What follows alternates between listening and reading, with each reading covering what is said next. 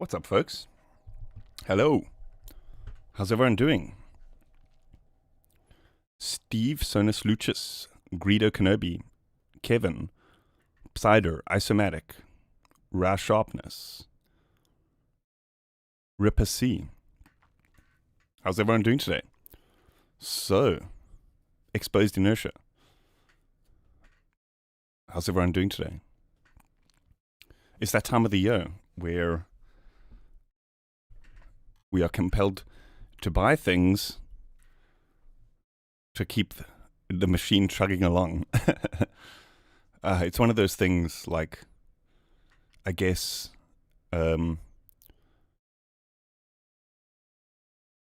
it's weird for me because, like, it morally feels kind of weird. Do you know what I mean? Like the whole Black Friday thing. But it's one of those things which, like, as a vendor, we can't neglect because you just don't make sales at the end of the year if you do. So it's one of those things which, like, it's like, ugh. You try to avoid, but unfortunately, we're in a system which is kind of compels those to play along, you know. So,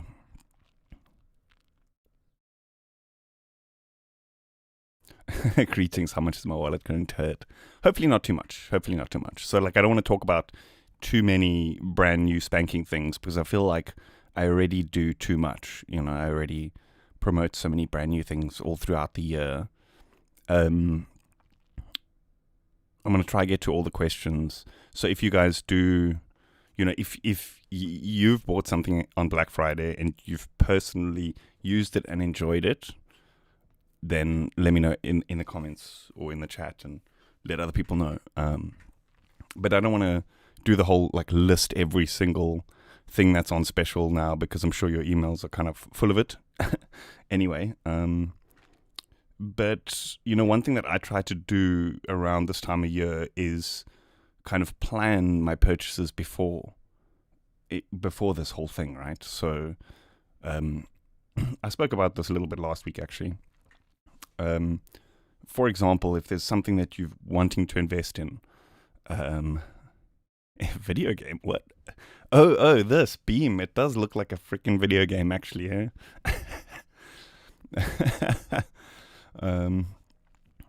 Like, if there's something that you want to invest in that's going to, like, push your career or your craft further, then it's good to, you know, plan that and then this time of year invest. You know, for example, for me, this year it was Isotope RX standard, because even at $399, which the retail price is, it's expensive. I don't use it all the time, but for certain mastering tasks, it's pretty cool. For certain restoration and cleaning up tasks, it's pretty cool. And nothing else really is quite like it. So, last year, the thing was that I did the same with was Addictive Drums. Again, because it's a little expensive for my needs. I'm not going to use it all the time, but it's something that I kind of wanted, you know. So, like, basically what I'm trying to say is, like, I'm a big proponent of not just overspending and over-consuming and spending for the sake of a good deal. Spend for the sake of pushing your craft and that kind of thing. Because what often happens is we plan, for example, I want this thing, I'm going to wait for Black Friday. And then we're so inundated with sales coming at us that we spend our entire budget. By the time that the thing that we actually needed goes on special, we've got nothing left. So be careful of that. Yep, that happens. Eh? So anyway, beyond that, I see somebody asked Ra Sharpness, any thoughts on the Legend? I presume that's the Synapse Audio. I looked at it, it seems pretty cool. It's just not quite what I'm after at the moment. I'm pretty sure the presets sound fantastic. And, you know, if that's your thing, and it's on special now, then go for it. You know what I mean? If it's the thing that you've been looking at for a while and now it's on special, then I don't consider that a bad deal. Do you know what I mean? If there's something that you never considered, but now suddenly it's on special because of Black Friday, whatever the case is, just double check that it's like within your needs, you know. Anyway.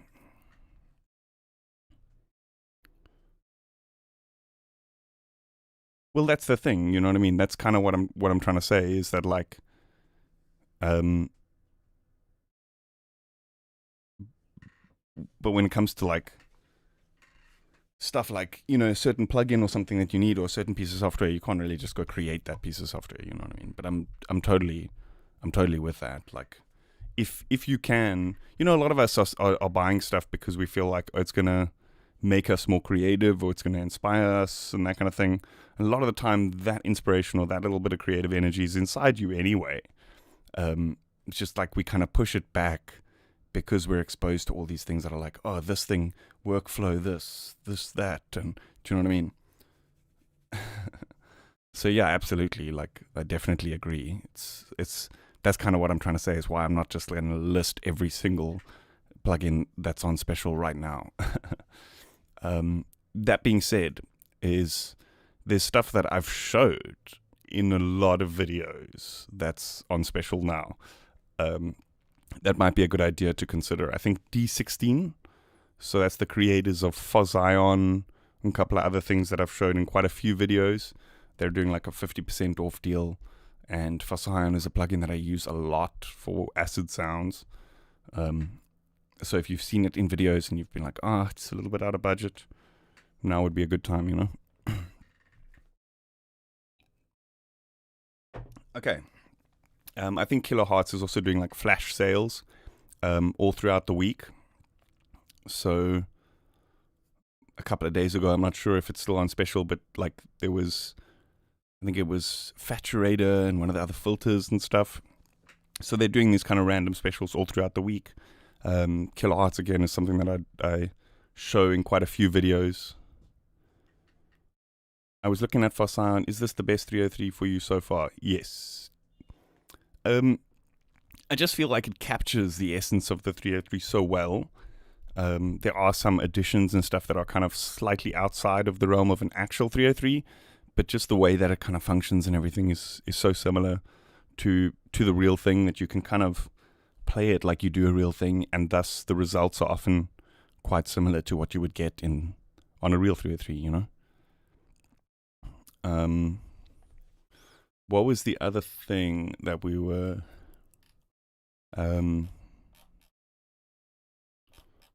talking about? Wait, is this on special?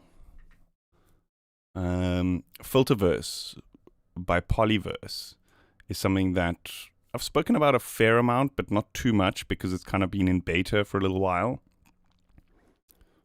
That's out. Just get the real thing with TT. Totally, dude. You're right.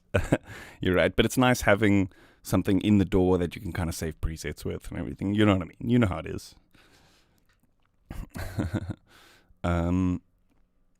So it's not something that I've spoken too much about in videos, but this thing is actually very cool, and I've kind of been there behind the scenes, following along in the beta, kind of waiting for the release of it. Yep, totally. A lot of their stuff is very good, and quality-wise is like really, really high up. Like their delay is one of the best quality delays out there. Their sort of bit crush is so good. Yeah. Okay, yeah, Polyverse, that's another one. Filterverse by Polyverse. I've actually shown their other filter plugin quite extensively, so their stuff is really, really good. And then Tokyo Dawn Labs is not something that I show too much, but their stuff is really, really good. It is really, really good. Of course, yeah, Zyklop, but I mean, that's free, so it doesn't really fall under the Black Friday list, does it? Myth is cool also, by Dawson. Myth is very, very cool. I'm still kind of trying to wrap my head around it, though. It's a bit different to the stuff that I've been using, so It's kind of a whole new take, you know.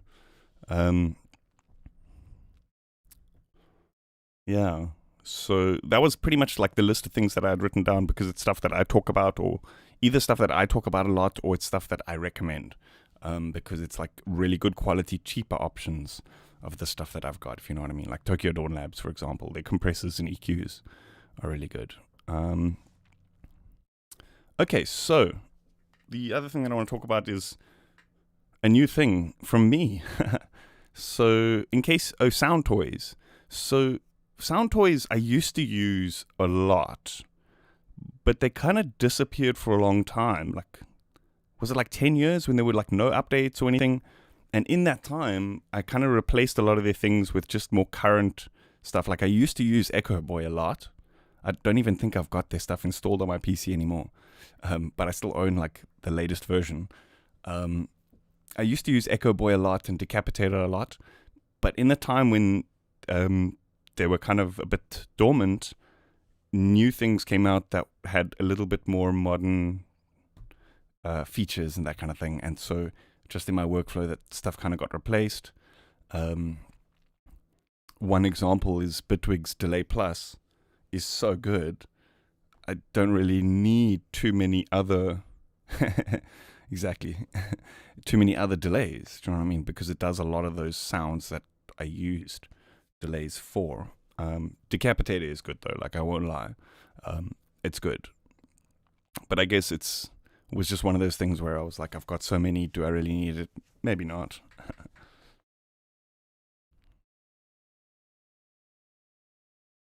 Yeah. I think Sound Toys does need to maybe have a look at either just revamping some of their things or looking at uh, their pricing structure a little bit, because compared to stuff that's on the market at the moment, there is stuff that's a bit more modern with that might be a little bit better priced and that kind of thing. But again, if the Decapitator is something specific because it has a sound, do you know what I mean? It sounds like what is it, the vintage Vulture or whatever it's called. It sounds like that hardware piece of kit. So if it's something that you're after and it's a good price now, again, that's like my whole thing. If you've been planning to buy something, now's the time.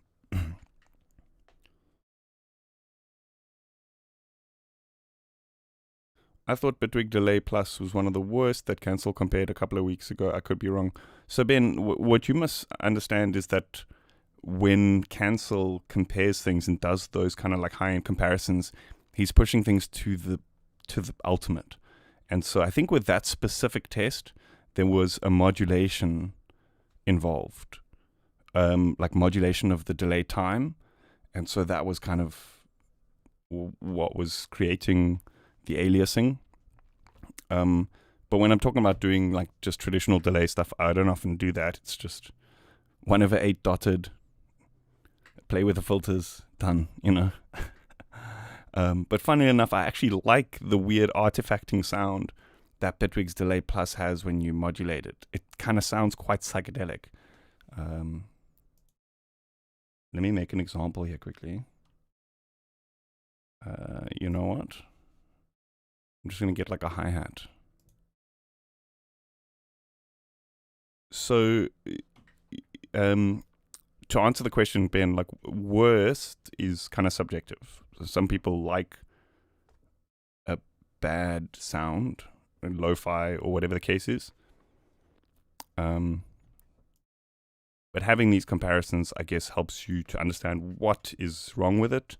And maybe if you are wanting a modulated delay that's cleaner, to be able to make that more refined decision. Do you know what I mean? Okay, so here is a hi-hat. I'm just going to get the little transient out. And then let's put delay here.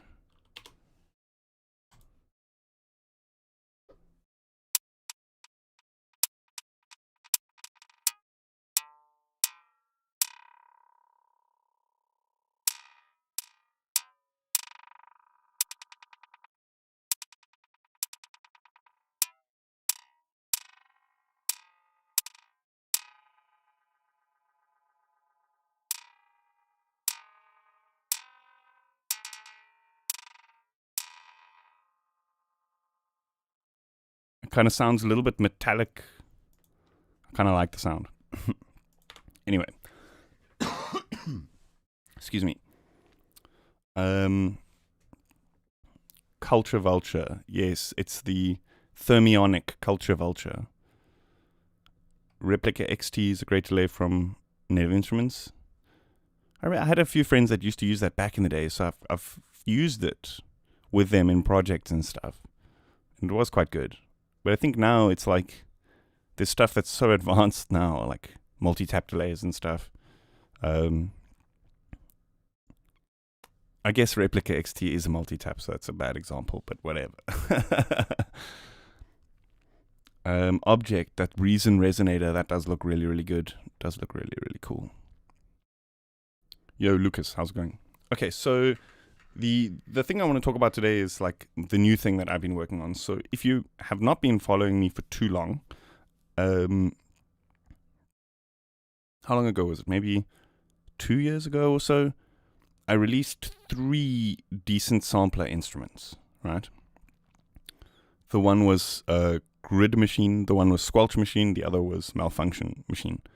Each one was kind of specific to a task. Like Grids was, if you're not familiar with Psytrance, Grids are kind of like rhythmic synth sounds, kind of call and response juggly synth sounds. Squelches are obviously the squelchy sounds, and then Malfunction Machine did like these glitchy sounds. So over the past little while, I basically redesigned that concept. You got the update. Great. Okay, cool. So the first thing that I want to mention is that the update, this latest update, is free for any previous owners of each of the devices or of the entire series of devices. So like if you owned any of them, this one device basically replaces all 3 of those previous devices, but then also adds a bunch of new functionality. So one thing that I kind of wanted to change about the whole way that those systems worked is that it was basically 10 sounds and then a multi-sample of each sound. So you could play like a squelch in F and then a different sound and a different sound kind of all tuned to the same thing. But the problem is that in the previous version, it kind of required an entire keyboard because it was each octave mapped 10 times, right? So in the new system, I kind of started designing it like with just the 10 sounds. Oh, wait. I should probably turn Beam off for now.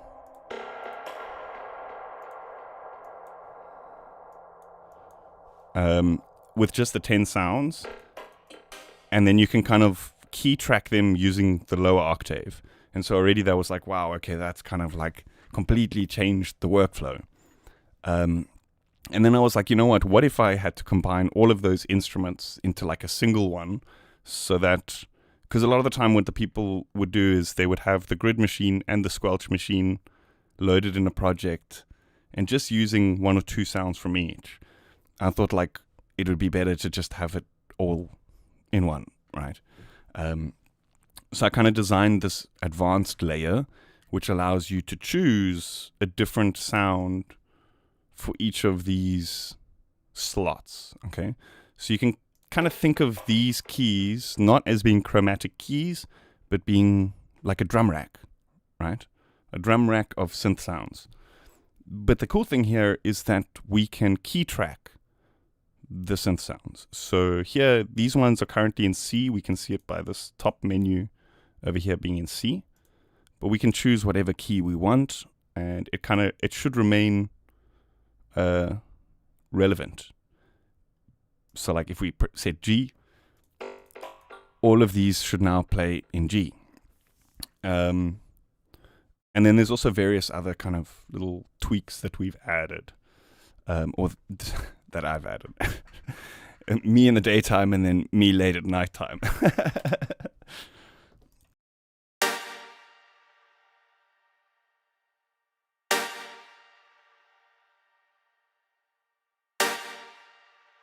So it's not designed to be any kind of like crazy new VST plugin with like a crazy new workflow or anything. It's kind of just a selection of sounds, but it's designed to be kind of like plug and play. So what I would usually do is jump into Vital, make one stab, then jump into Syrup, make one stab, and end up with a collection of sounds that often sounds pretty similar in terms of the greater scheme of things.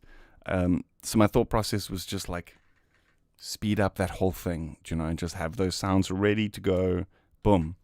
And so we can basically just trigger them like drums, choose the key that we want to work in, and we're ready to go.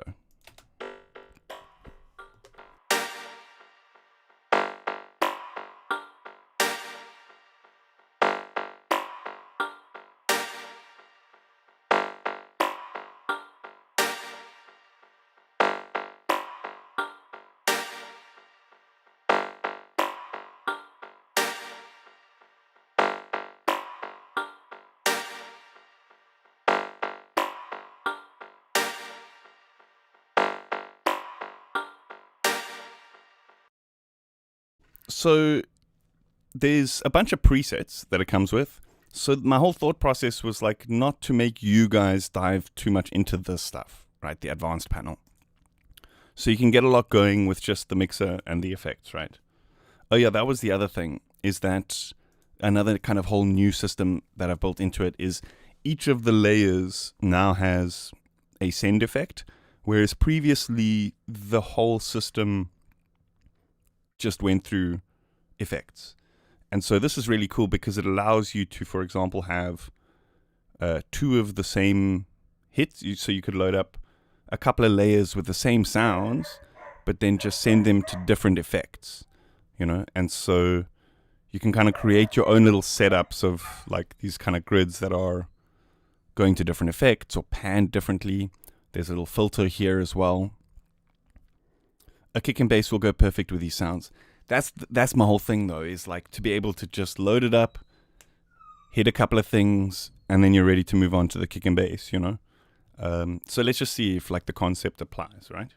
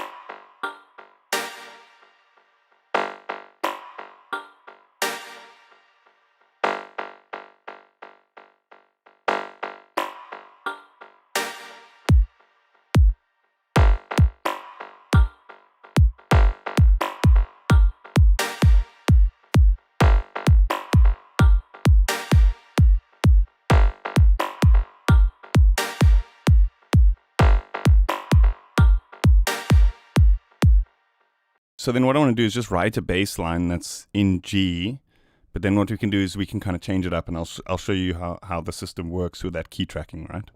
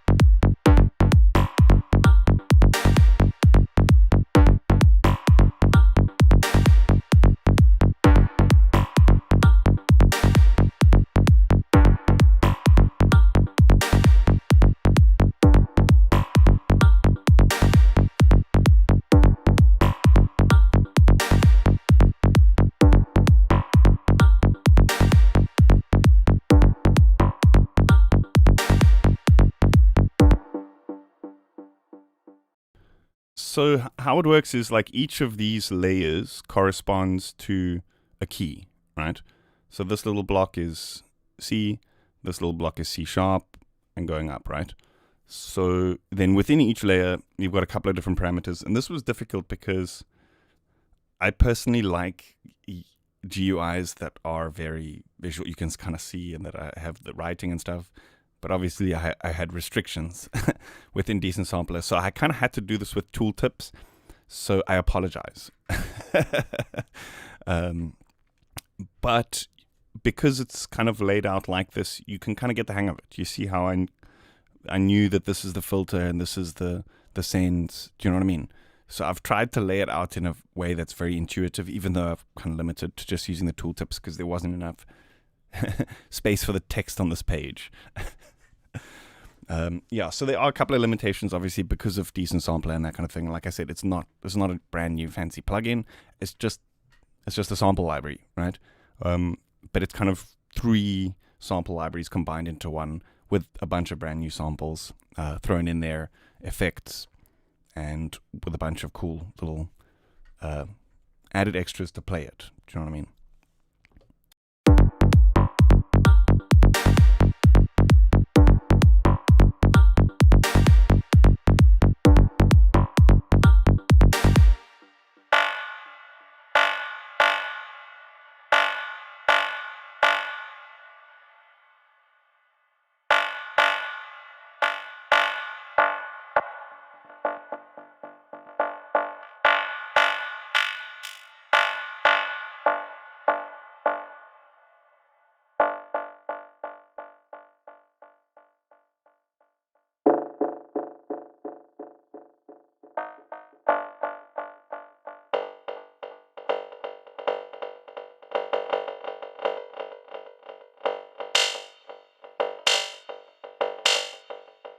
So, like, remember what I was saying, how you could set up, for example, a rack of a bunch of the same sounds, but just with little slight variations in the effects and still get a cool kind of playability. Like here, for example, these 2 layers are different sounds, but the slot that's loaded in there is the same, right?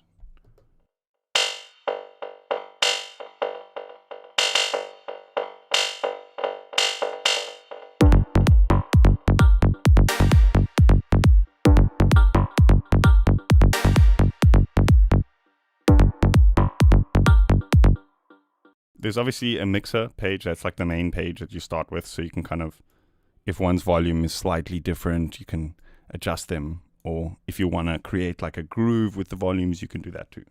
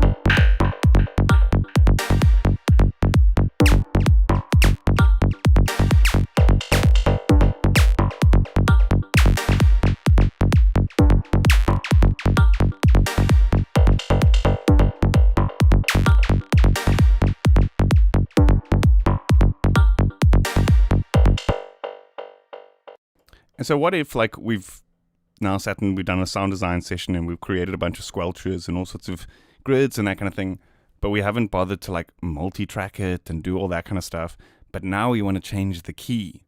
Then what we're going to have to start doing is, like, pitch shifting each of the samples for it to fit, and then that obviously introduces a bit of artifacts and all that kind of stuff.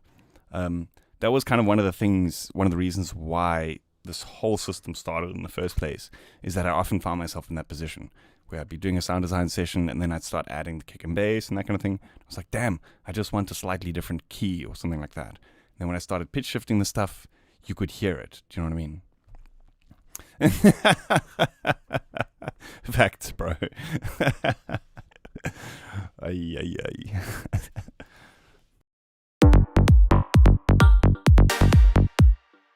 Okay, so like let's say, okay, we want to change this to F. Let's set the bass to F.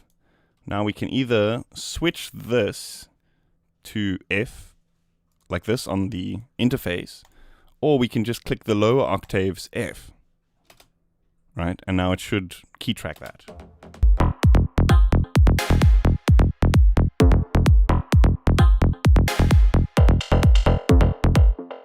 But what that also means is that we can kind of use this melodically. It's not designed for this, but it means that it can be used chromatically as as some kind of lead instrument. Do you know what I mean? Because we can play one note and then change to a different note and then back. You know what I mean?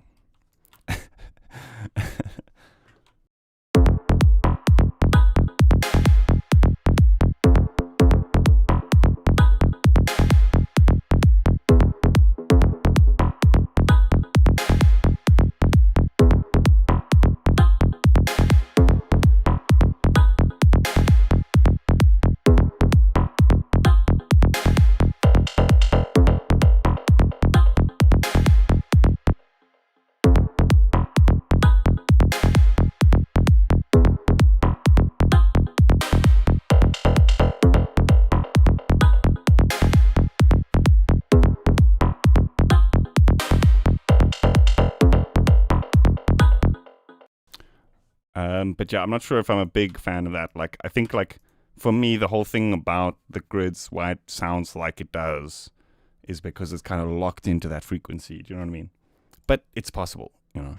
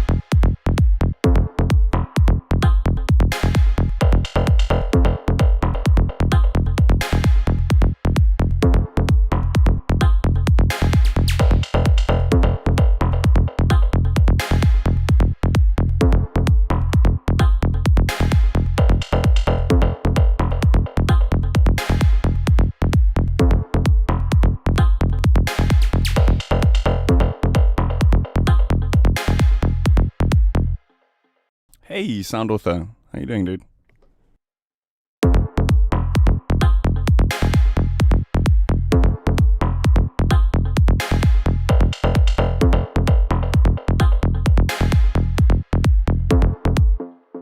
You guys know what the do you guys know what the sustain mode does, right? In Kiloheart's curve envelope. What it does is it basically lets you assign a point at which the envelope holds while you're holding the note. So I'm just setting it up for all of these layers, and then what that's going to allow us to do is create more legato notes as opposed to just that very staccato.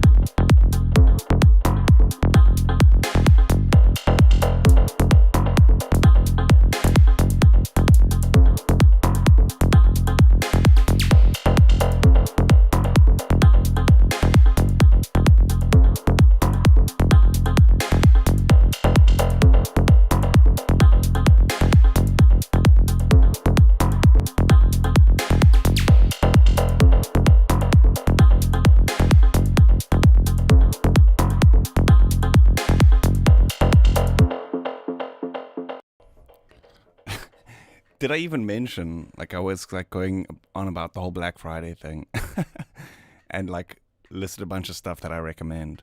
Did I even mention that I'm also doing a Black Friday thing? I think I forgot. The most important one. I was just thinking about it now, like, oh wait, what if I showed like, oh, some of my Vital presets or whatever, and I was like, wait, those are on special. Yeah, so I'm doing Black Friday specials, by the way. A bunch of basically everything, 40% off, except for the new thing, which is 50% off. Obviously, just like an intro price type of vibe. Yeah. So the stuff that I think has been the most popular has been these granular sources, just because it's kind of like really experimental stuff. It's got a lot of stuff that's usable in cinematic, ambient, and all sorts of things. As some of the other presets are a little bit like psytrance focused, if you know what I mean. Like the New Horizons for Serum is just straight up psytrance sounds, you know. So this has like stuff that I've recorded from all sorts of different stuff that I've made on the modular synth, stuff that I've made in software, various spectral applications. So that's been going super well. So that's something that I definitely recommend. We could actually look into a couple of those. We could look into some of the Serum presets as well. Make some lead sounds for this to add in there. Because like I said, the Matrix, which is the new machine, I decided to call it that because a grid is kind of like 2D, right? Whereas a matrix is 3D, isn't it? Whereas because it's 3 instruments in one 3D grid thing, matrix. And then I was like, you know what? I'm going to name the presets after characters from the movie The Matrix. So where was I? I was saving this project.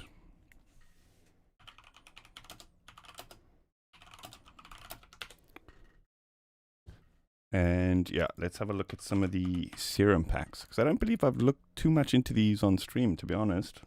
Did some demos and that. Did we did change the key. We're in F now, right?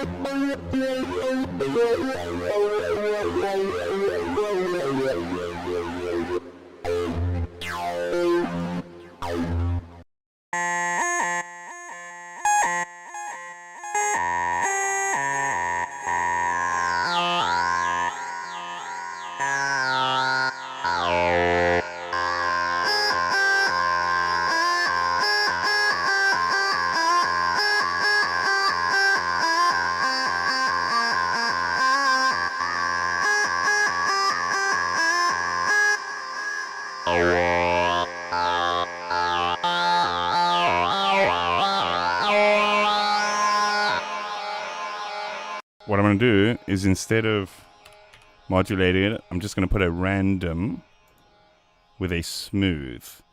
And that's going to basically just be me tweaking the macro 1. So just imagine...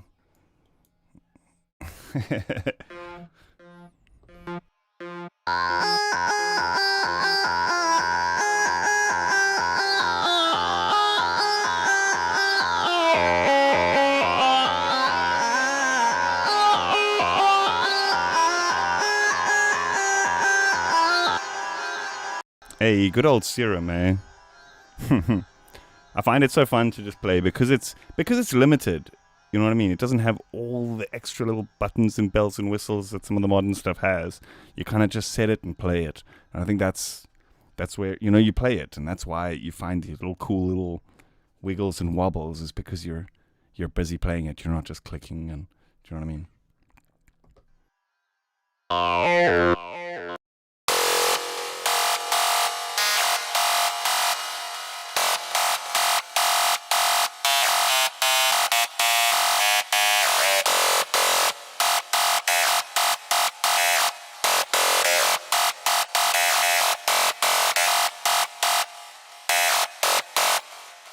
Yeah, we got to use that one.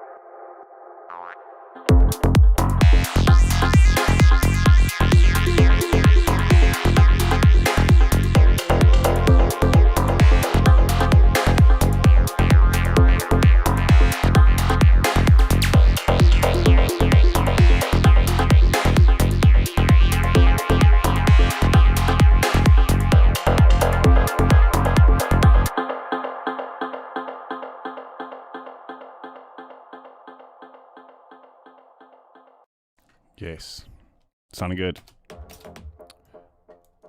I'm really liking like sparser stuff with longer delays, more kind of space, then kind of like playing with the reverbs and that in that space and the reversed sounds and that kind of thing.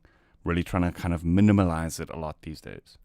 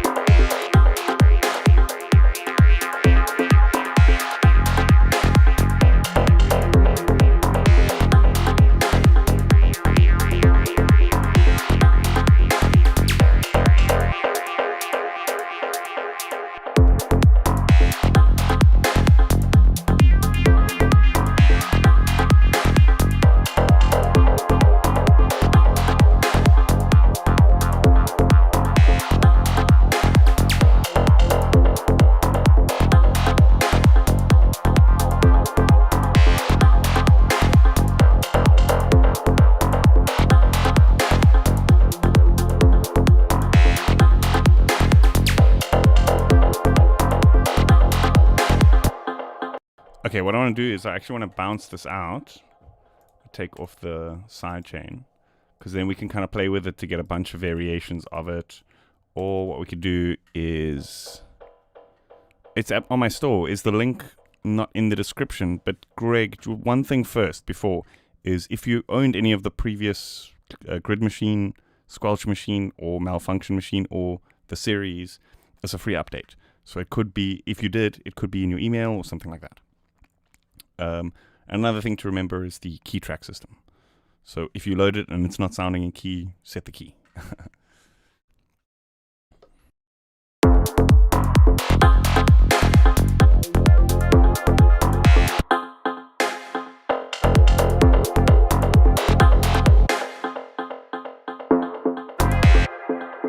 Okay, so we've run into something here that I actually want to talk about. It was another thing that another reason why I ended up going with the send effects system is because it allows us to isolate the volume and then like disable any kind of delays and that kind of thing.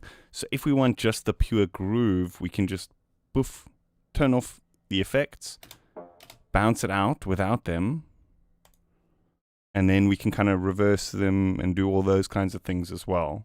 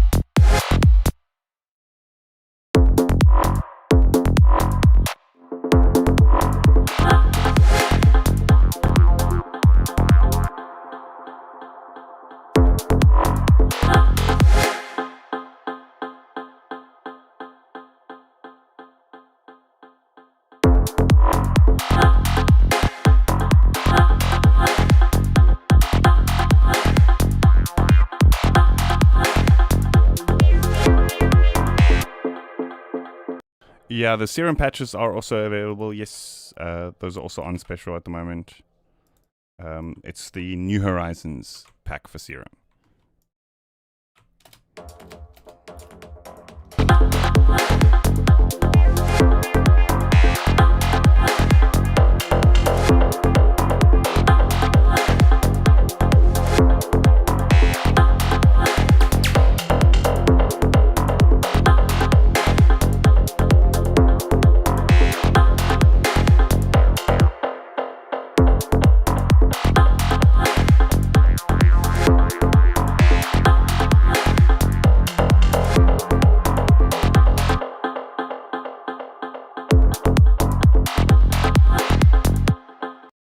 And so there's also global filters built in. So this allows us to isolate the effects lane from the actual layers themselves. So we can kind of filter them or just modulate them or automate them all together if we wanted to.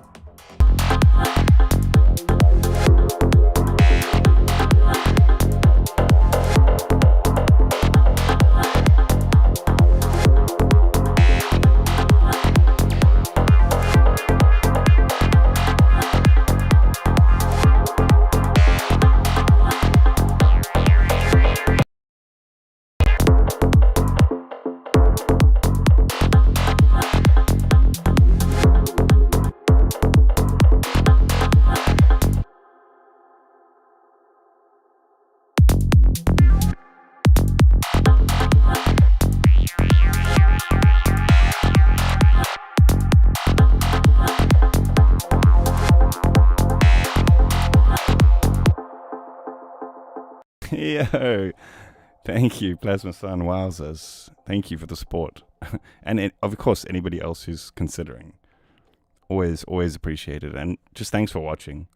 Appreciate you guys.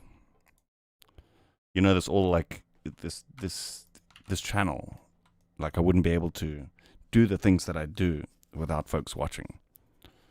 So at the end of the day, that's all that really matters is you folks. So thank you.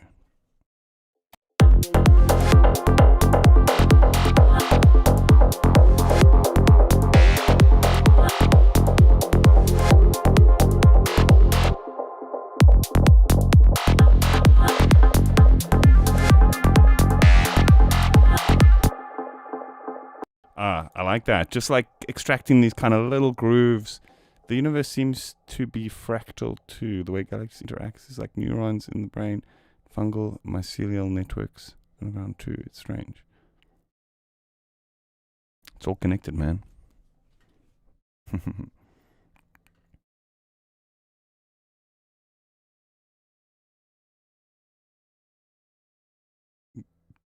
Gilf 2, I'm sorry, I don't understand the question. I'm not too familiar with the UAD stuff, to be honest.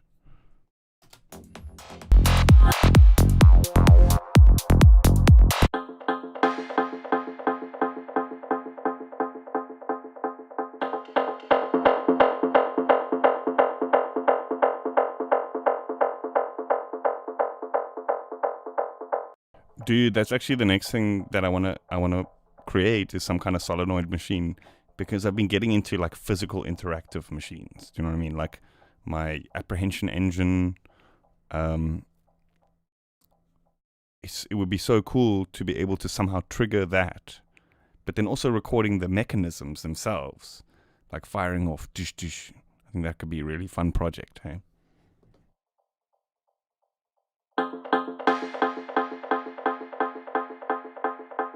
It was actually in the beginning of the stream, I talked about how with stuff like Black Friday, I really like to think first and kind of plan my purchases first before even November hits. And one of the things that I did for this Black Friday was RX 11 standard for that reason, to be able to record stuff, and then clean it up, and then make instruments like for decent sampler out of it.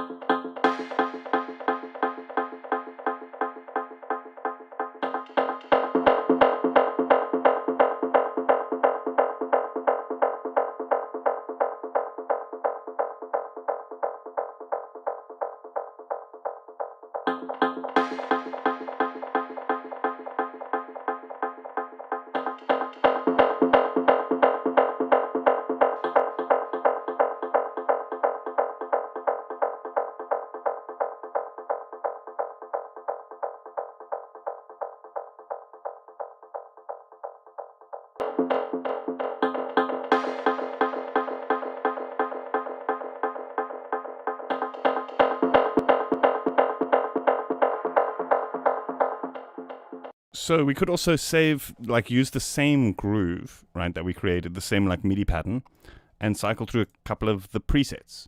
So like I said, it comes with a, Declip is incredibly handy for recording videos. because you don't even understand the amount of times that I've recorded a video and be like, oh, I've like distorted a little bit. And then I either have to find a friend who has it and be like, oh, can you quickly just declip this for me? Or just quickly re-record the whole thing. And it's such a pain in the ass. But yep, declip has definitely saved me lots with videos. But just, there's so many little things about it that's not like, it doesn't warrant the investment. It's not stuff I use every day. But still, as a system, it's just great. One of the only iZotope things that I like. Nowadays, at least. So these presets are basically just like collections of the samples kind of set up in a way to be able to quickly like fire them off, right? And if you've set up your MIDIs with the key track, then it should just lock and load, right? Otherwise, you may just have to switch this over here to the key of the track that you're working in, right?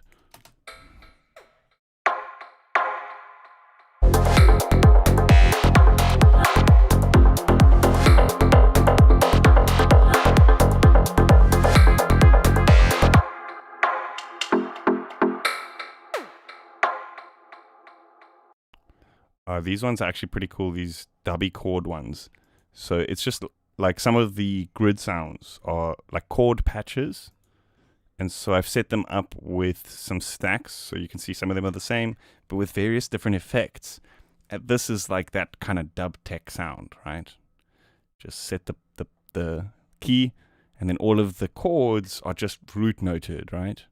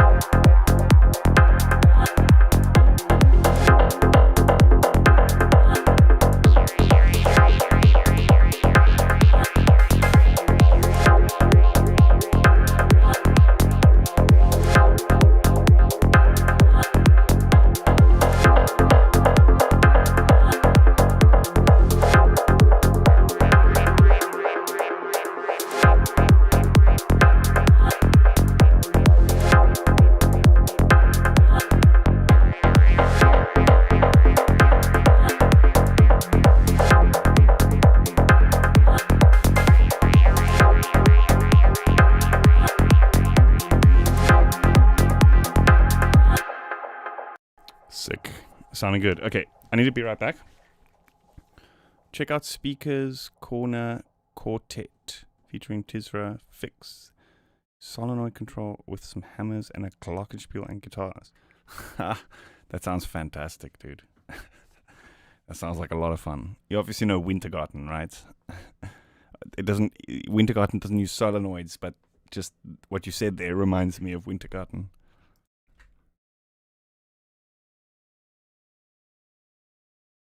Yeah, man. And also, like, for example, from making decent sampler instruments or sample libraries from real world recordings, like if I had to record like some flutes or stuff like that, you could clean it up as much as your ear can hear, right? But the moment you start layering notes and doing chords, that noise level gets louder and louder and louder.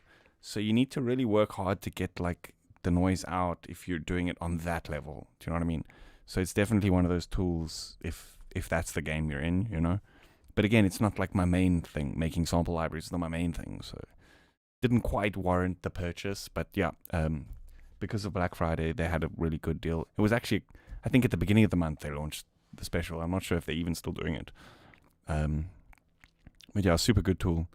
You never know when you might need it, like the declip or I guess the main things I use are the declip. It's got that manual loudness control, and then spectral noise reduction. Some pretty good stuff. Anyway, I need to be right back. Let me loop this for you guys, and I'll be back in a minute or two. Stick around, or please don't forget to hit that like button. And I will see you shortly.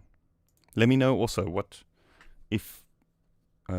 were your like planned investments for Black Friday? You know, what are those things that you were like, okay, this is the one, saving for this, if you had any, or if you found a good deal? Let me know.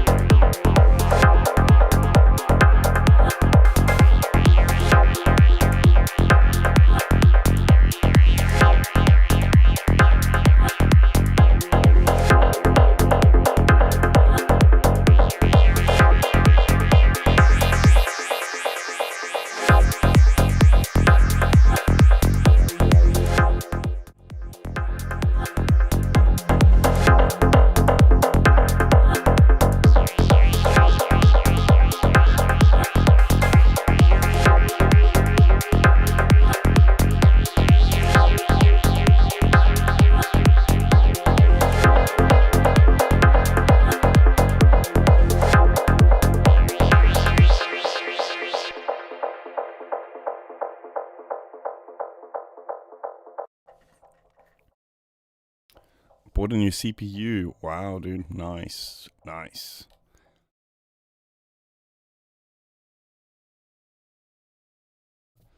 New computer. Nice, dude. You folks are treating themselves. That's good. It's good.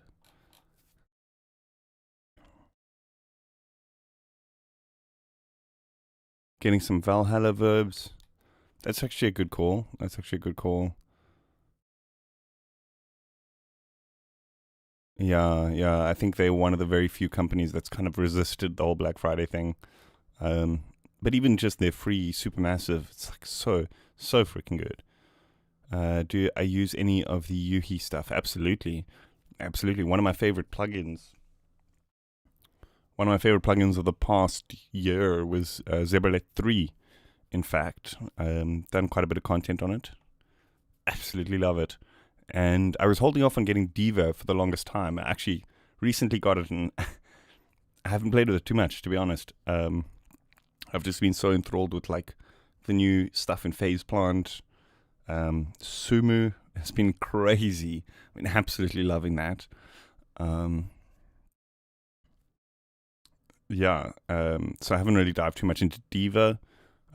Absolutely love Hive. Hive is incredible. I see they've recently added MPE to Hive, which is pretty cool. But yeah, I dig Yuhi. One of my favorite developers. I think just in terms of quality, when they release something, you kind of always know it's going to be good. You know what I mean? Oh yes, Lucas, you just you got that Zebralet 3 pack as well. Yeah. I've actually got a preset pack for Zebralet 3 as well. I should do one for Hive and for Diva. I kind of like the way that. Yes, it's finished from Mist or Fog or something like that. Yeah. I kind of like how this kind of acts as just like an oscillator, and then you kind of have to add effects to it. So you can kind of like create a stack of effects and just cycle through presets to get some cool stuff, you know?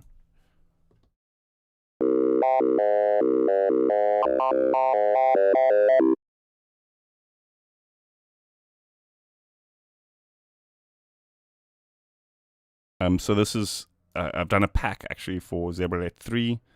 That's also on special at the moment for Black Friday. Wild, it's called. And so one of the cool things about this is that I've kind of pre-baked in these, because there's no macro system built in, it's kind of like the mini version of their bigger synth, which obviously will have macros and everything. They do have a macro system with CCs. So I've kind of pre-mapped some macros that way.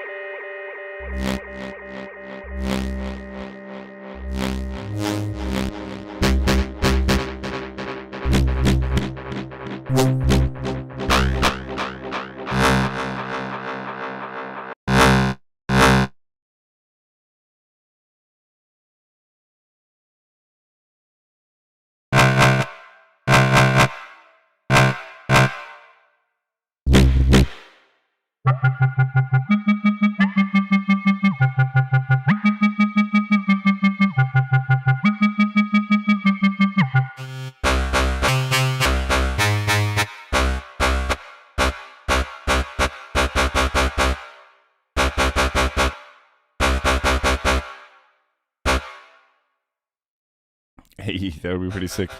Just that stab.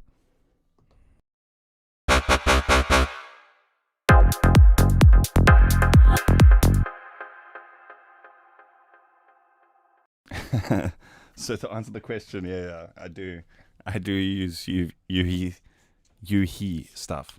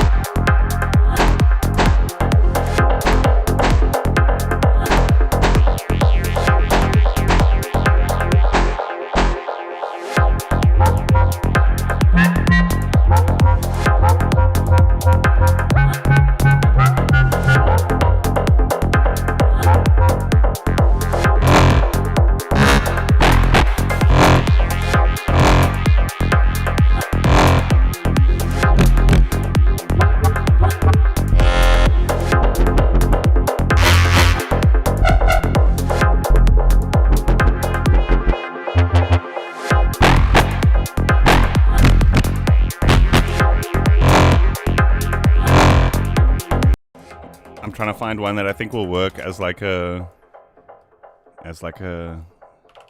techno warp kind of sound. You'll know what I mean. Yeah, absolutely. They are super clean.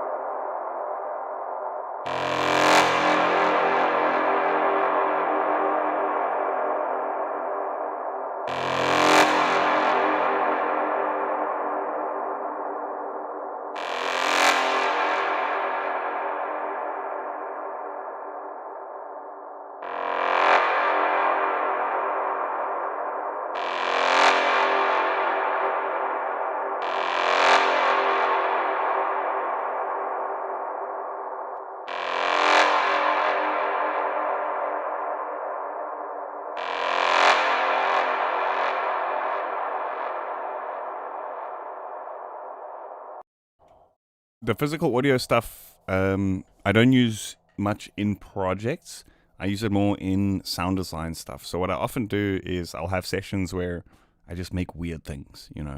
I dive into VCV Rack, I dive into the physical audio stuff, just like, and make stuff like pads. But then I'll sample those out, and then I'll use those in projects. Do you know what I mean? But it's because that kind of thing is a little bit different to traditional synths. Do you know what I mean? So it does require like being a little bit creative and that kind of thing. So I guess you could use them to trigger strings and that kind of thing in a project. But I mean, I find where it really shines is to create more cinematics, ambiences, and soundscapes, and just pads, and then render those out as samples, keep the samples, and then use them in a project, you know. FaceMount video, I'm right in thinking you can copy sounds like XLN Live VST. Do you mean sort of like a granular looper? Because you can kind of, although I think Live is a bit different because it's got that whole AI component, I think, where it generates the rhythms for you and that kind of thing.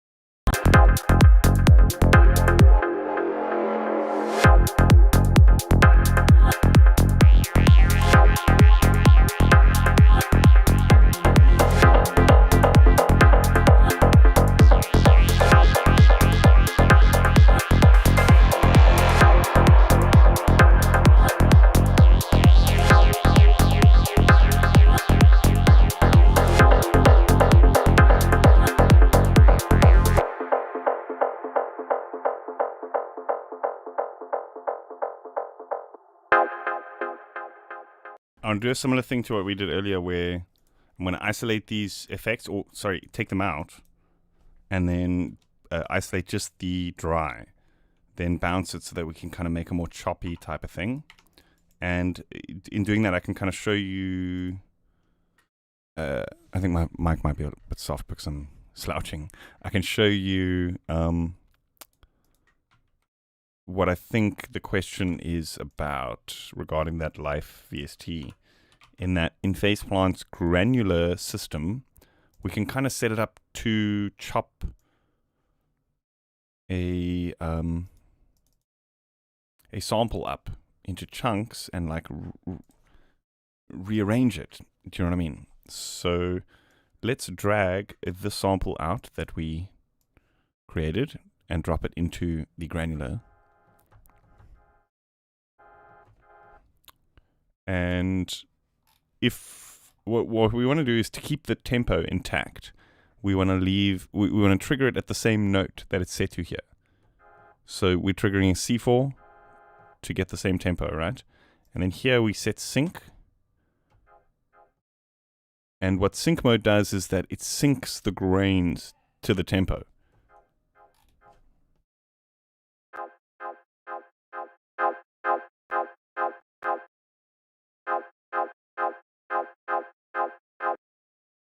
I'm going to put in one long MIDI here. And scale. I should set up a hotkey for this, to be honest. I use it a lot.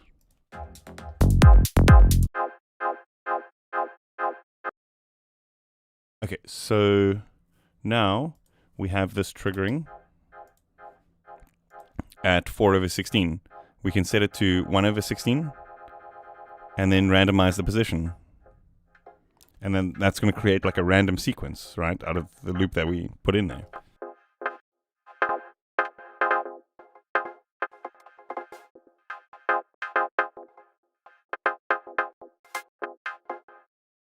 But actually, the best way to do this is to quantize the randomization. That way, you can see, okay, there's like 32 hits here or 16 hits here. You can make sure that it always lands on the sound. Do you know what I mean? So it's always got the transient. It's not in the middle here and all sorts.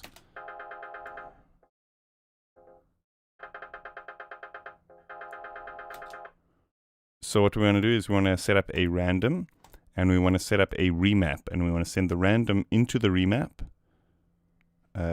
No, first we want to set this to positive only, then into the remap, and then from the remap into this parameter here. Okay, and now we want to set up, if it's 16, we want to set up a 16 by 16 grid, which I think there's one here already. Quantized 16. And so now it'll always land. Why is that not? It's not on the 16.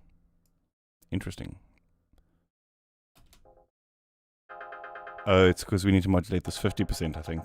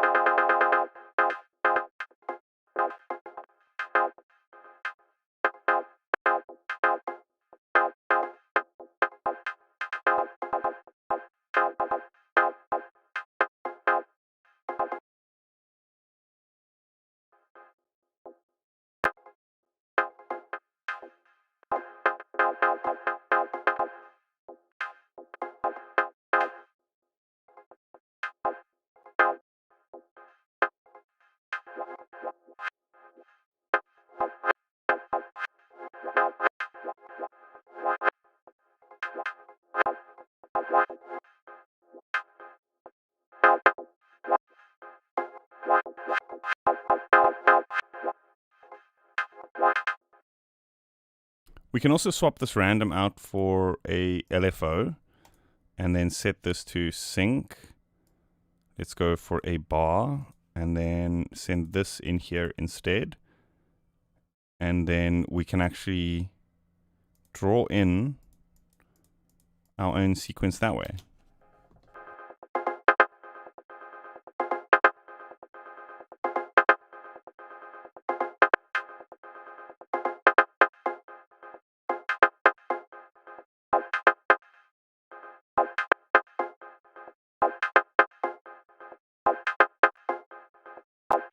When I'm doing this, I also like to duplicate this and send it to the reverse, and then we can set up a separate sequence to do reverses. Like sometimes we can reverse it, sometimes not.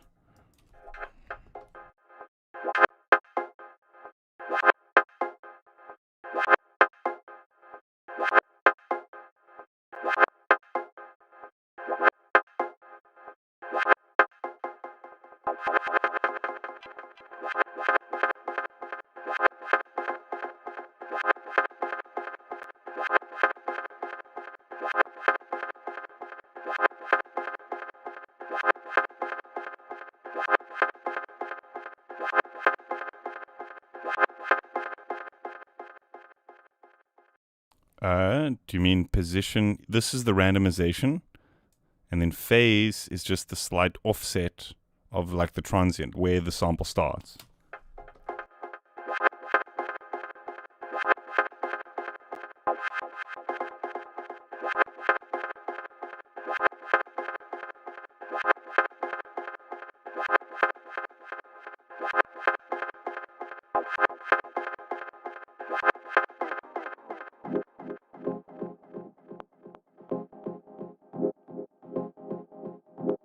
Oh, that sounds even more dub techy.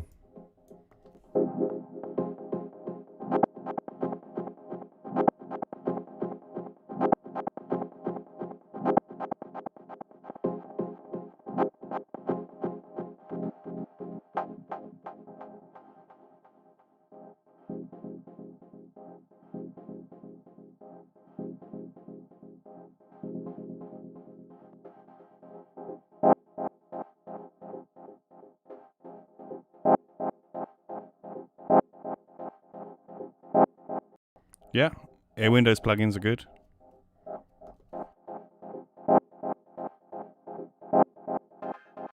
Their reverbs are really nice.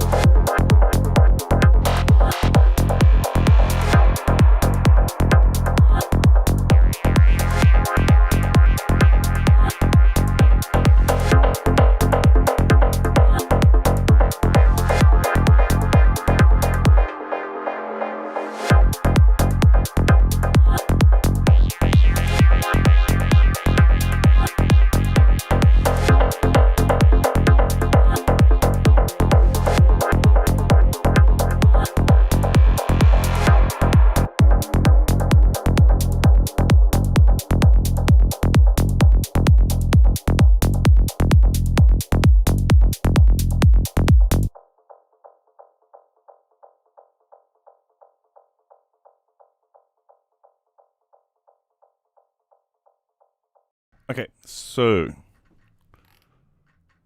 I want to talk about some other things that are built in here. There's also I don't want to call it a sequencer because you don't quite have full control, unfortunately, but you can import your own MIDI files. There's a bit of a hacky method you can use to import your own MIDI files and that kind of thing. I did outline that in the PDF user manual, though. Let's see, I'm sitting here whether to buy Spire and your Cytrons Mega Pack Horizons. I'll check them out after the stream. So I haven't actually used Spire in a while, but apparently the latest updates have been pretty good. So I definitely need to look back into that. But I would say that was like one of my first preset packs. And so the sounds that are in there are not as, let's say, modern and up-to-date as some of the stuff in the Serum New Horizons pack. So I would say maybe play around with the pack before getting a new plugin and a pack, if you know what I mean.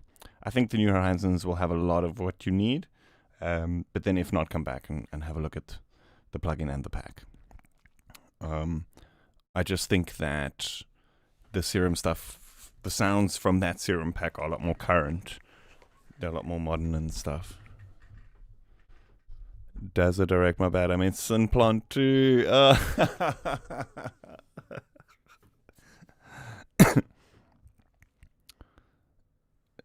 I mean, Synplant 2, not live. Can you use Faceplant like that to recreate sounds it hears? No. No, so Faceplant doesn't have that AI stuff like Synplant does, if you know what I mean. But like, if you're doing that, why not just like use a sample? Do you know what I mean? If you're trying to recreate a sample, put it in a sampler, you know.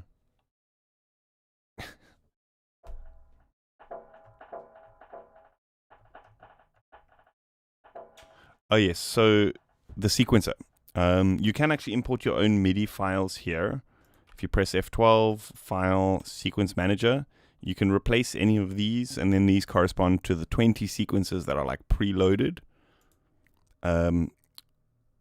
But there's also some presets that are kind of like already set up to go. Amazing, dude.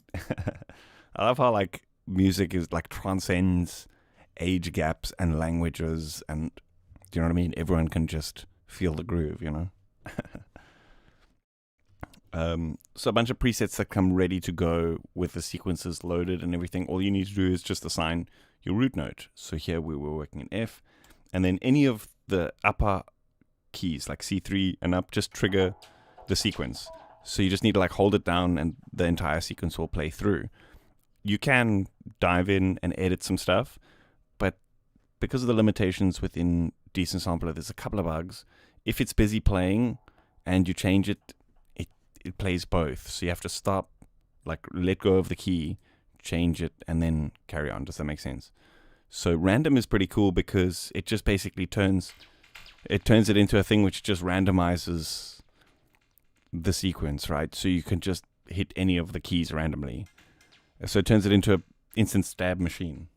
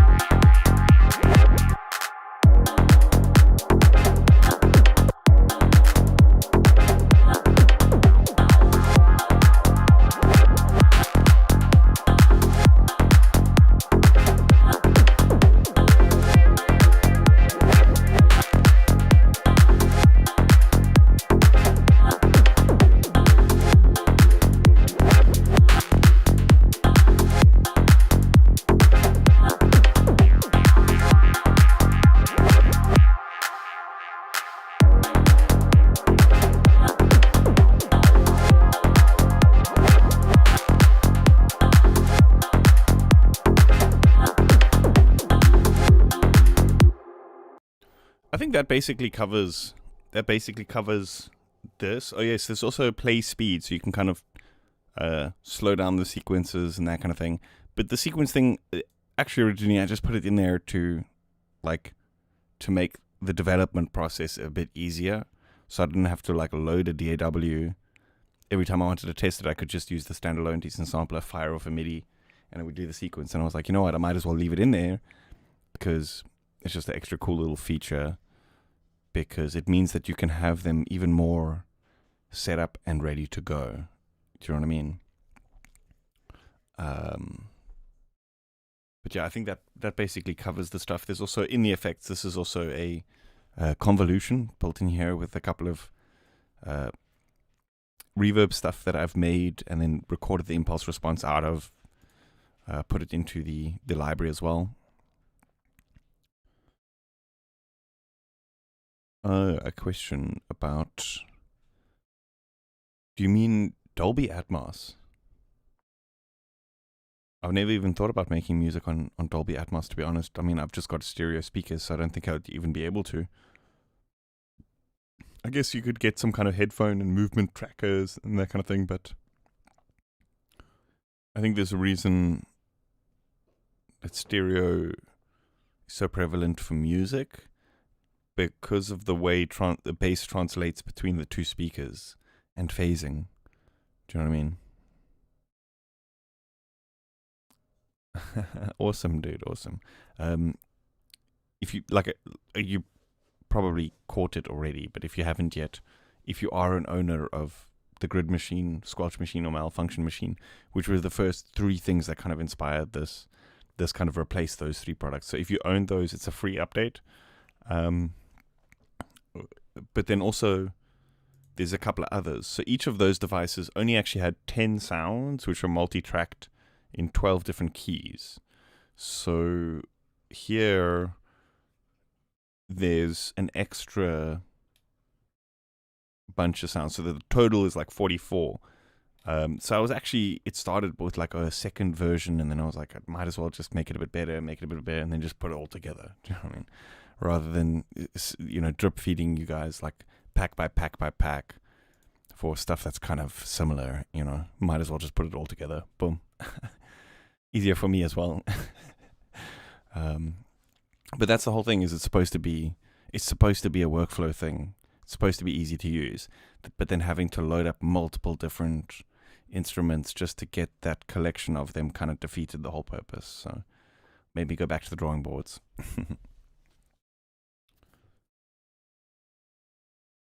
Yeah, I mean, I think for cinematic and that kind of thing, I can understand why Dolby Atmos would be good, but in that regard, we already have such good spatialization with stuff like 7.1 and that kind of thing. It sounds good enough for movies, in my opinion.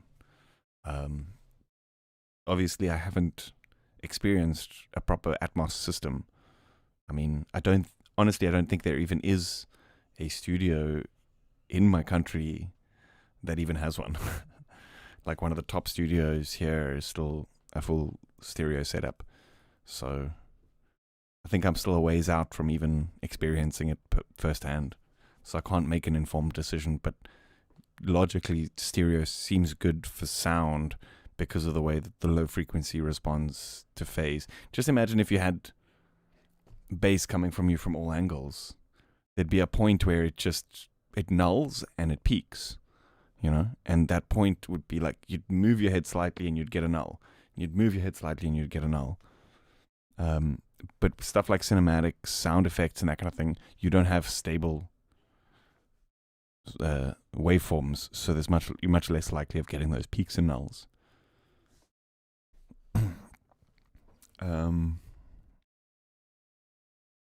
Yeah, I think that about sums up the stuff. So we spoke about the sequences, the effects, the different stuff here, the key tracking stuff. Yeah, I think that about sums it up. Okay, so, then there's also a bunch of the presets, and then remember what I was saying about how you can key track it using the key track system, right?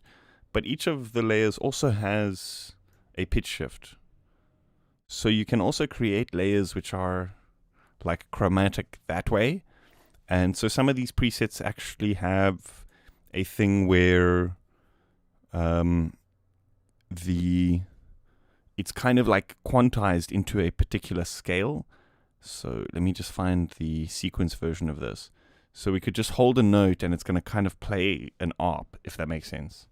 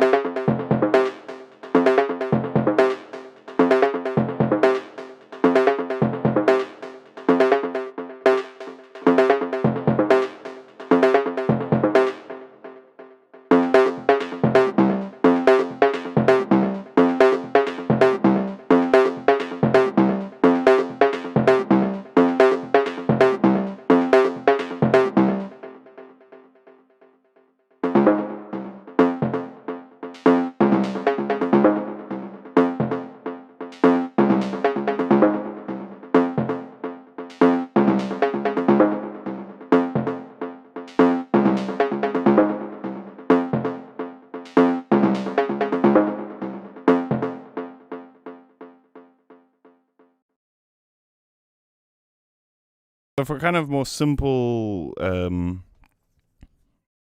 acidy lead arrangements and stuff, you can get some pretty cool stuff by doing it that way. Setting up one of the tuned patches and then just firing literally any note, and then it'll always be not on the root note, but it'll always be in a scale of the root note. Do you know what I mean?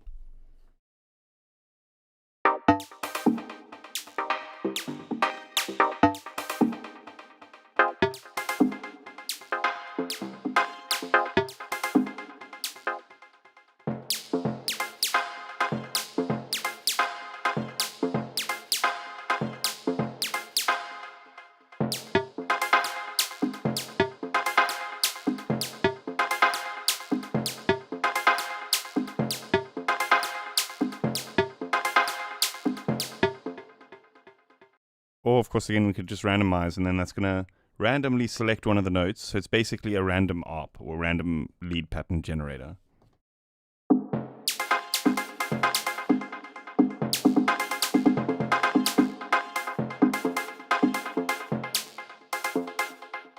Although I think with the previous one, I think the tuned acid minor, I think there's a better example because it'll be more like a lead because it doesn't have those random squelches and stuff in there. Do you know what I mean?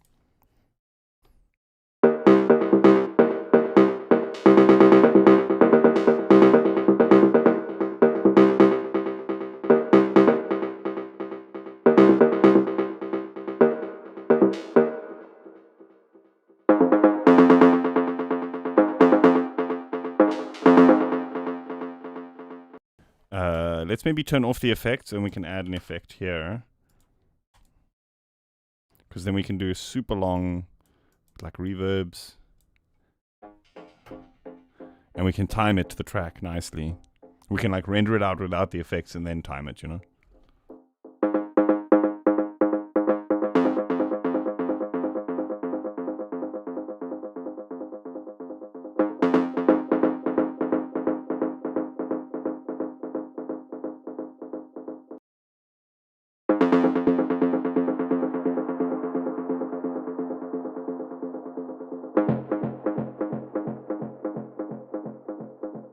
Oh, that's actually cool. I like that. I like that. We can just put in random MIDI stabs, and then it's just going to give us little thingies every now and then.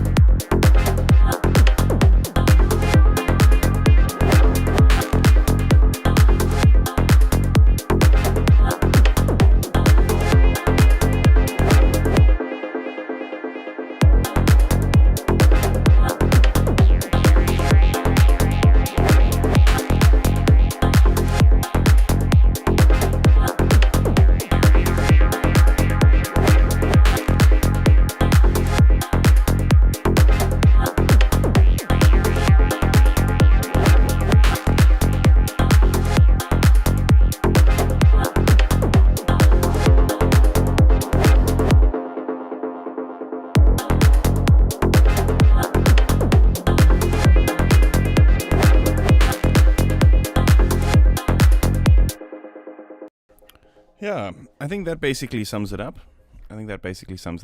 Um, hey, Fallen Leaf, how you doing, dude? So I wonder, should we do a little bit of a spoiler?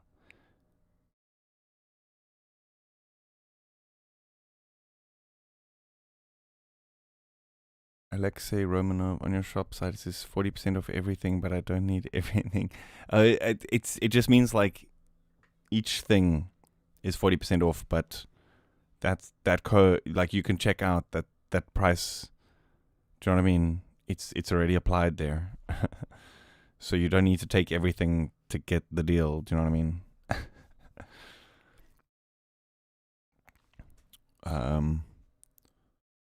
You can buy so you can buy just one thing and you'll still get the deal. Do you know what I mean? It's like already, it should already be visible. So like, did I close that page now?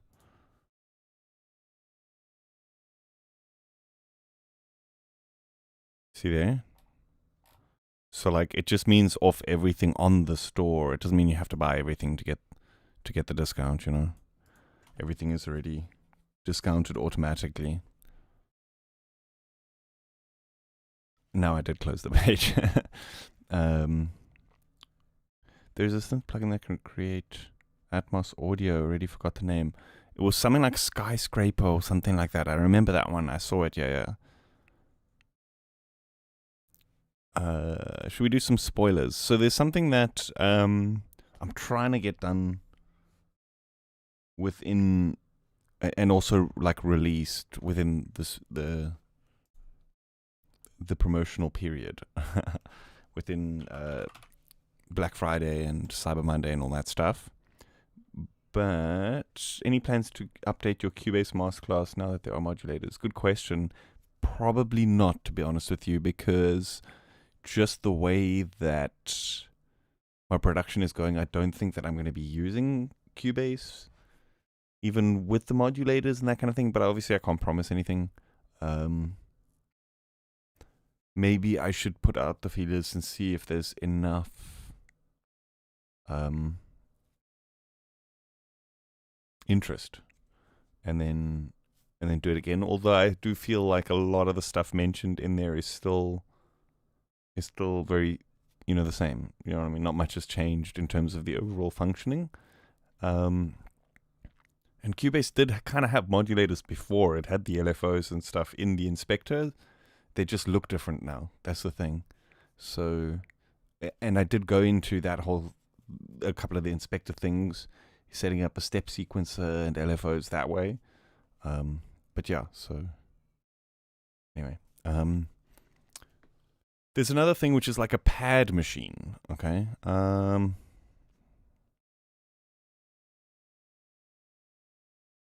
me see if I can find this now. Where did I put it? But I can't promise that it'll be out in time, and it might look very different because I'm still deep in the weeds on this one, right? So the idea is basically a couple of layers. Some of the layers, like 10 selectable sounds, 5 of them are like sort of basic stuff, and then the other 5 are like dynamic layers. So for example, Ice Winds or Gong Bath, like every time you trigger it, it's probably going to sound slightly different. Do you know what I mean? So I call that like a dynamic layer. Basically, the whole idea is 4 layers, multi-sampled stuff, lots of dynamic control, and some effects. And then you can kind of set it up to play how you want. But yeah, this system I found is super nice for creating pads, because often if you're using stuff that's kind of more processed or more organic sounding, you do need just a little bit of a sine wave or just a little bit of a saw wave or something like that. So I often found when I'm doing these setups, I often find myself doing that, like having like layers of cinematic sounds, but then just a sine wave or just a saw wave or whatever in there as well. So that got me thinking, like, what if I built a system kind of around that, using a lot of the layers that I often use, and then that can kind of save me from doing step one and kind of just go straight to step two every time. Do you know what I mean? So yeah, let's play some sounds here. Maybe what I'll do is just start with a single layer.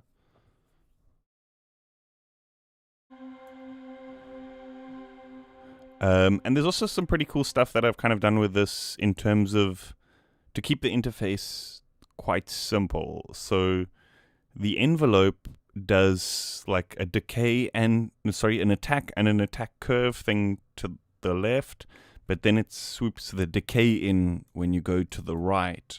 So like a lot of the knobs have multiple functions depending on the way that you set them up. And I kind of designed it that way just to keep things simple. But also there is a limit to the amount of controls that you can have in Decent Sampler at the moment.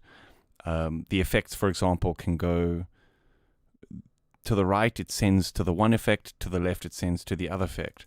A filter to the left, it does a low pass, to the right, it does a high pass. And then pitch just up and down, right?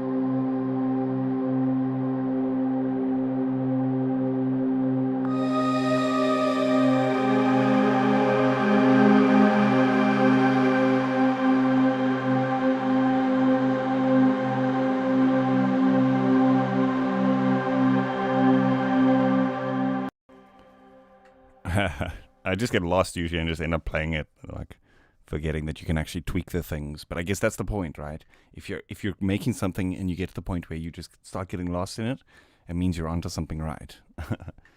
Or I guess it depends. If you're doing a workflow thing, maybe not so much, but yeah.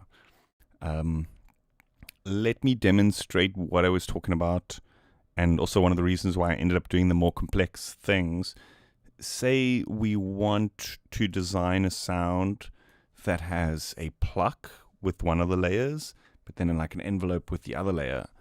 By simply just having them alternating, like the knob alternating, so like one to the right and one to the left, you set up a system like that. So here we've basically given the sine wave that decay curve while giving this Ice Winds layer the attack ramp by just alternating those two knobs. So it's a very simple interface, kind of with a bit more complex stuff behind the scenes, if you know what I mean.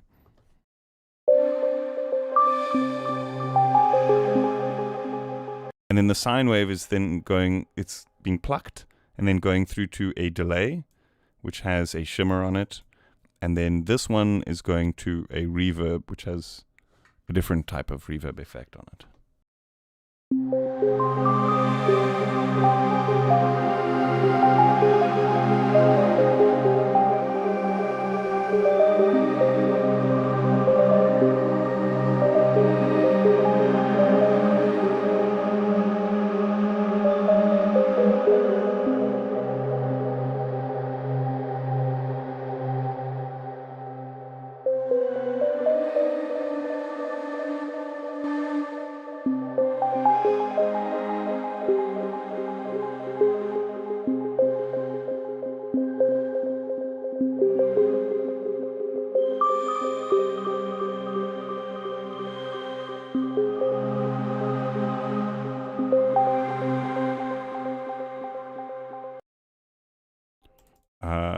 Okay, so back to normal.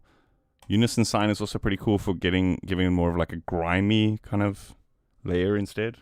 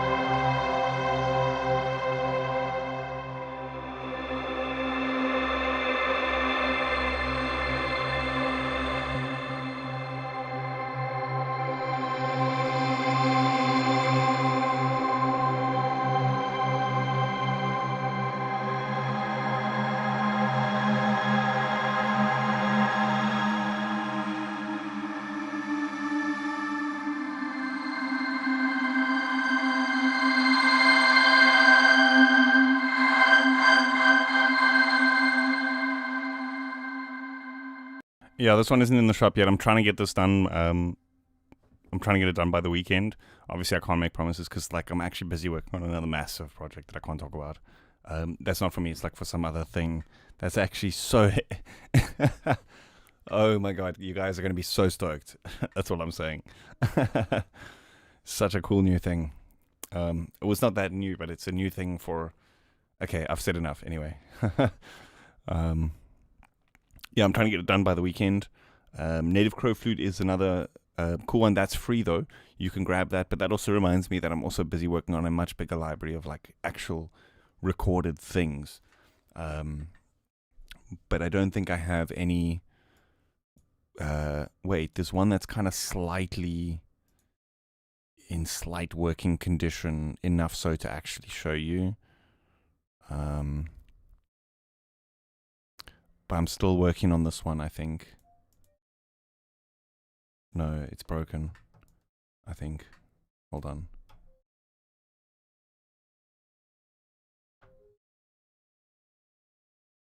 Yeah, something's not really working.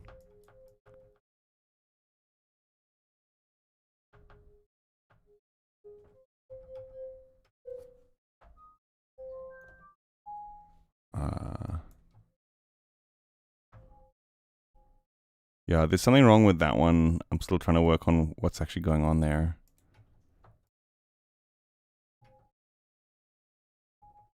Wait.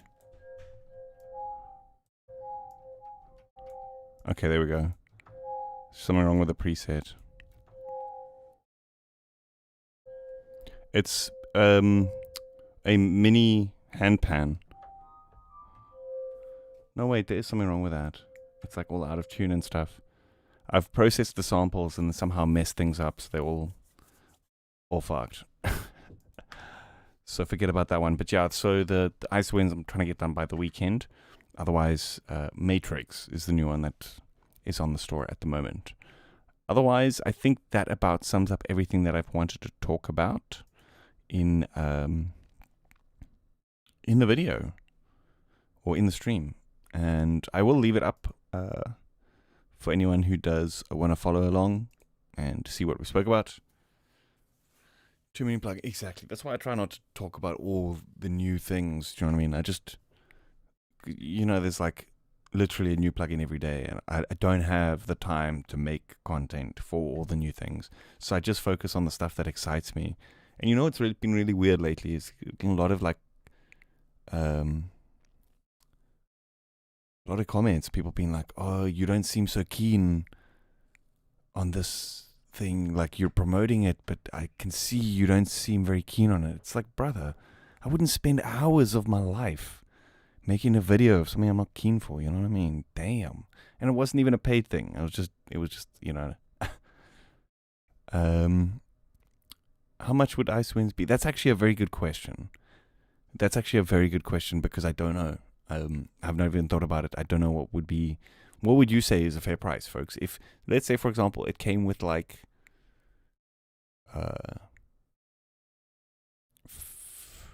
I'm not sure if I can get 50 presets out of just those layers, but like 25 plus presets.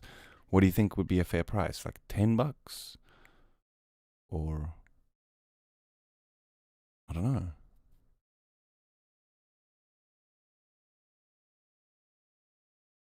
Any recommendations to learn Vital first? I would say maybe go through my my Big 50 Vitals video. Otherwise, just go through those the masterclass videos one by one and follow along, because it might seem a bit complex at first, but I'm just trying to squeeze a lot of important information into the time. Do you know what I mean? So watch it over, try follow along a few times. Do you know what I mean? A VCV pack, how would that even work? Because it would be like reliant on a bunch of other modules and all that kind of stuff. How would that even work? I think one thing I also wanted to do is make sounds on the modular and then convert those into multi-samples and create that into a decent sampler thing. But the Ice Winds will be the next one, and then I'm making a bigger one with a bunch of acoustic instruments, like some of my flutes, pan drums, kalimbas, all that kind of stuff. How do I split my sound design process from my production process, if at all? Do you approach them as separate stages, or do you work in simultaneously? Excuse me. I separate them most of the time. I try to record stuff and make like libraries, like these kinds of things, for example. Like the Matrix, that device started as a thing that I made to save myself from workflow, because I ended up recreating a lot of these similar sounds, but then doing it every single time. And I thought, what if I make it once and then record it out for each note in the scale, or each note in an octave, so 12 notes. And then next time I come, I'm like, okay, I want this acid hit in F. Poof, there it is. I want this squelch in G. There it is. I don't have to sit and make it every time. And that's how that whole thing started and became an instrument. So I try to think of things like that, like sit and try and make a pack of kick drums and snare drums, so that you don't have to make it every time you make a track, Any good chiptune presets for Vital or Surge XT? Unfortunately, I'm not too well versed in the chiptune stuff, to be honest with you. Like, my sounds often are quite like over processed. I hate to admit it. My sounds have a lot of like effects and processing, and they've got a lot of modulation and that kind of thing. And the moment you start hearing that kind of stuff, it kind of takes you out of that chiptune realm. You know, chiptune is often you rely on the composition, which is like my weak point. So a lot of my sounds are kind of more heavy effect oriented. But let me show you something real quick, because the way that I generally like to design my packs is that all of the sounds you can actually quickly just pull back on the effects. So check this out. Let's go to Psytrance Volume 3. Let's pull up a lead sound. And so this has a parameter that we can quickly just pull down the delay. And I guess this could kind of be used a little bit chiptuney.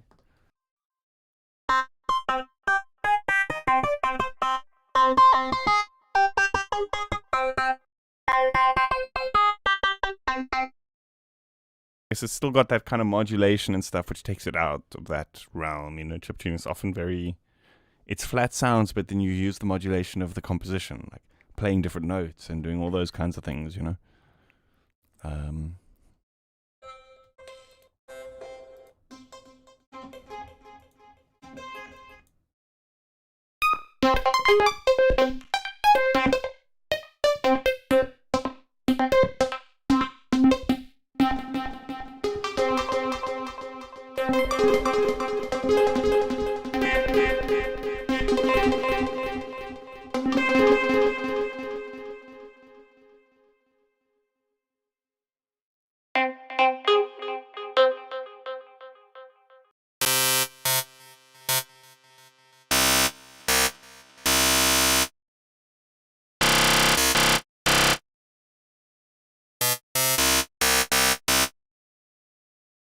So like all of the sounds, I try to design it so that you can always just remove the effects and stuff.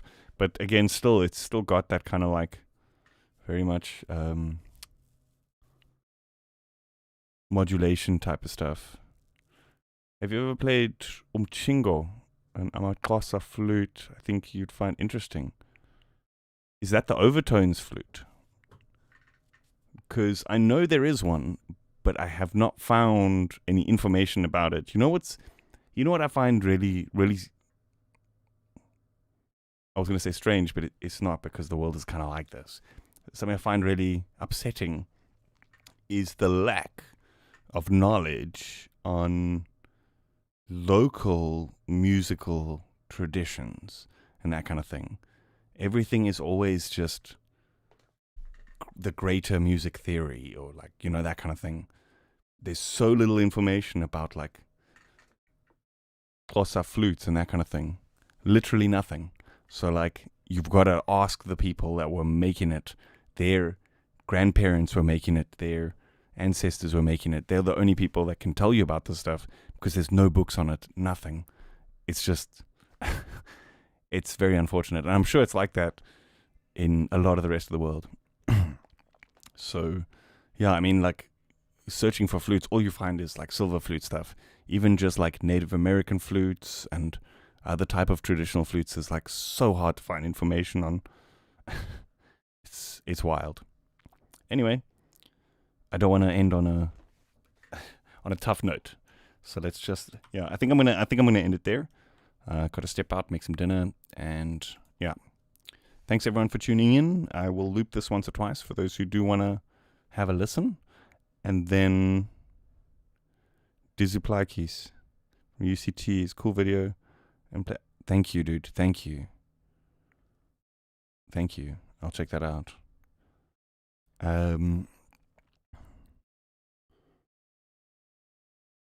Yeah, thanks everyone for tuning in. It's been awesome. Thanks for the support, those who did purchase and thinking about purchasing. Even just thanks for watching. You know, like I said, none of it matters without the support that I get here on YouTube. You know, that's the main thing. You know, you folks are all awesome. So yeah, thanks, and I will see you again soon. Hopefully, I get this this other library done by the weekend, and I will then also put that up on the store. There'll also be a little bit of a intro price and all that kind of thing. But yeah, thanks everyone, and I will let it loop and see you guys next time. Cheers.